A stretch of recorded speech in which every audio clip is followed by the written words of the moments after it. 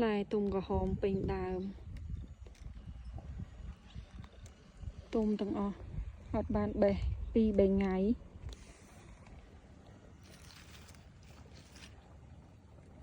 ផ្លែចេញមកសិតតែអញ្ចឹងសិតតែធំអញ្ចឹងហ្មងនេះមើលមួយនេះអីប៉ិនបាតដៃហ្មងស្ទ្រូប៊េរីនេះអត់មានប្រើជីអីទេប្រើតែជីអាចមន់ហើយនឹងអាចកាជៀវពេលដាំយើងដាំដាក់ជីអាចមន់ដល់ពេលវាធំអញ្ចឹងយើងដាក់ជីអាចកាជៀវហើយផ្លែហ្នឹងធំខ្លាំងហ្មងហើយផ្លែមើលនេះផ្លែដល់កខាងស្ញេះស្លឹកលឿងនេះយើងប្រឡេះវាចេញយើងកំទុកវា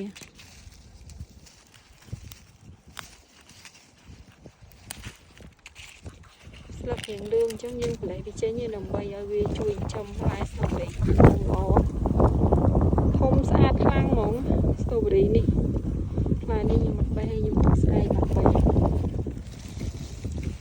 អូយផ្លែផ្កាគេដល់ក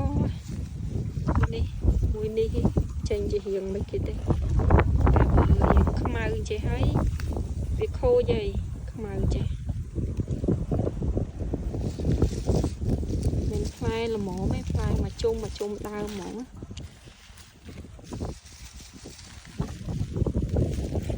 ក្នុងណែនេះសិតតែផ្លែសិតតែផ្កាដាំស្ទ្រូប៊េរីចឹងមកហើយនេះរកស្បៃពីលើចឹងមកទោះជាវាត្រូវថ្ងៃក៏វាអត់សូវក្តៅខ្លាំងដែរអូតិចទៀត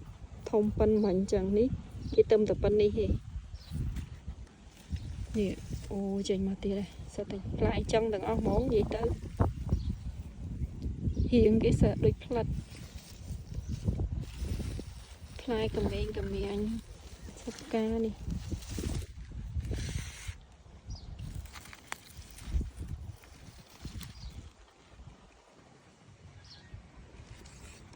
នេះក៏សិតតែផ្កាសិតតែផ្លែដែរផ្លែនេះតោះទៅវែកបានមើលឃើញអស់